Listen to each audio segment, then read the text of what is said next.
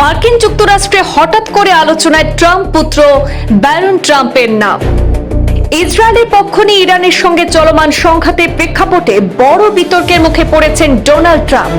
প্রতিবাদে ইরান সংঘাতে ট্রাম্প পুত্রের অংশগ্রহণ চেয়ে গণস্বাক্ষর কার্যক্রম শুরু আমেরিকায়। নিজের পুত্রকে সামরিক দায়িত্বের সামনে রাখলে তবেই যুদ্ধ কি বুঝবেন ট্রাম্প, এমন মন্তব্য করছেন কিছু মার্কিনী নাগরিক। ইরান সংঘাত প্রসঙ্গে ট্রাম্প পুত্র ব্যারনকে চেয়ে হাজারো মার্কিন নাগরিক যোগ দিয়েছেন ডিজিটাল স্বাক্ষর অভিযানে। নিজ দেশে সমালোচনার মুখে ট্রাম্প। সাধারণ মানুষের সন্তানদের সামরিক দায়িত্ব নিতে হয়, নেতাদের সন্তানদেরও একই দায়িত্ব নেওয়া উচিত। প্রতিবাদ থেকে এমন দাবি জোরালো হয়ে উঠেছে। ভিয়েতনাম এবং আফগানিস্তানের পর আরও এক কঠিন পরিস্থিতির সামনে দাঁড়িয়েছে আমেরিকা, এমন প্রশ্ন তুলছেন কূটনৈতিক বিশেষজ্ঞ মহল। ইরানের সঙ্গে সংঘাতে জড়িয়ে রীতিমতো জটিল পরিস্থিতির মুখে পড়েছে আমেরিকা। প্রায় পক্ষকাল সময় গড়িয়েও এখনো উত্তেজনা থামার স্পষ্ট কোনো লক্ষণ দেখা যাচ্ছে না। এই পরিস্থিতি নিয়ে মার্কিন সেনাদের হতাহতের আশঙ্কা নিয়েও নানা আলোচনা চলছে। ইসরায়েলের জন্য মার্কিন নাগরিকরা কেন হাজার হাজার কোটি টাকা খরচের বোঝা বহন করবে, এমন প্রশ্ন উঠছে বিভিন্ন মহলে।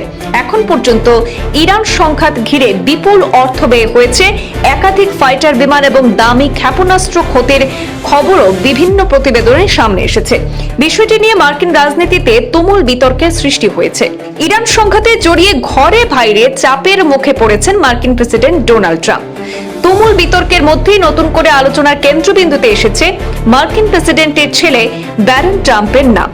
সম্প্রতি সামাজিক যোগাযোগ মাধ্যমে একটি পিটিশন ভাইরাল হয়েছে, যেখানে দাবি করা হয়েছে ব্যারন ট্রাম্পকে মার্কিন সেনাবাহিনীতে নিয়োগ দিয়ে সম্ভাব্য যুদ্ধক্ষেত্র ইরানে পাঠানো হোক।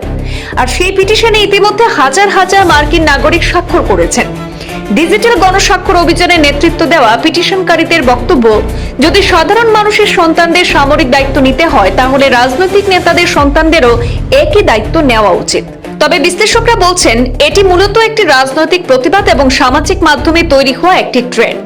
যুক্তরাষ্ট্র সরকার বা সেনাবাহিনীর পক্ষ থেকে ব্যারন ট্রাম্পকে যুদ্ধে পাঠানোর বিষয়ে কোনো আনুষ্ঠানিক সিদ্ধান্ত নেওয়া হয়নি। এদিকে বিষয়টি নিয়ে সামাজিক মাধ্যমে তুমুল বিতর্ক শুরু হয়েছে। কেউ এটিকে রাজনৈতিক প্রতিবাদের প্রতীক বলছেন, আবার কেউ এটিকে অযৌক্তিক দাবি হিসেবেও দেখছেন। এখন পর্যন্ত এই বিষয়ে ট্রাম্প পরিবার বা সংশ্লিষ্ট কর্তৃপক্ষের পক্ষ থেকে কোনো আনুষ্ঠানিক প্রতিক্রিয়া পাওয়া যায়নি। তবে এই ঘটনায় ইরান সংঘাতের বিরুদ্ধে ক্রমেই মার্কিন নাগরিকদের মধ্যে অসন্তোষ বাড়ছে, এমনটাই মনে করছেন পর্যবেক্ষকরা। ব্যুরো রিপোর্ট, পূর্বাঞ্চল প্রতিদিন।